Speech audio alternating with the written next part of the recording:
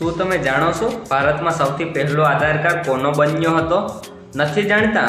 તો હું તમને આજના વિડીયોમાં આના વિશે જણાવીશ। વર્તમાનમાં ભારતના 90% લોકો પાસે પોતાનો આધાર કાર્ડ છે। જેમ કે આપણે બધાને ખબર જ છે કે આધાર કાર્ડની શરૂઆત યુપીઆઈ સરકારમાંથી જ થઈ ગઈ હતી, પરંતુ આને બનાવવાના અમુક વર્ષો પછી પડી, જ્યારે કોઈ પણ જગ્યાએ નોકરી કરવા માટે આધાર કાર્ડની જરૂર પડી। ઉદાહરણ તરીકે બેંકમાં ખાતું ખોલાવવાથી લઈને નાનામાં નાના સરકારી કામ સુધી। તો આવો મિત્રો જાણીએ ભારતમાં સૌથી પહેલો આધાર કાર્ડ કોનો બન્યો હતો અને ક્યારે બન્યો હતો।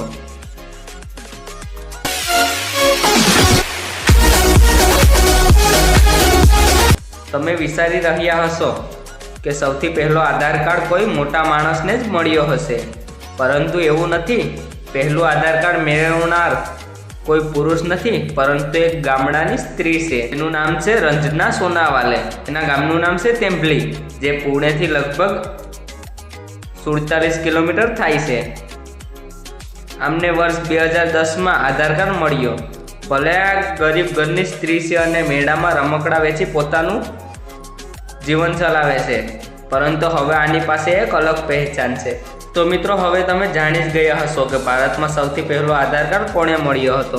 તો મિત્રો, કેવો લાગ્યો વિડીયો કમેન્ટ કરીને જરૂર કહેજો, અને આવા જ રોચક અને જ્ઞાનથી ભરપૂર વિડીયો જોવા માટે મારી ચેનલને સબસ્ક્રાઈબ કરવાનું ના ભૂલતા। ધન્યવાદ।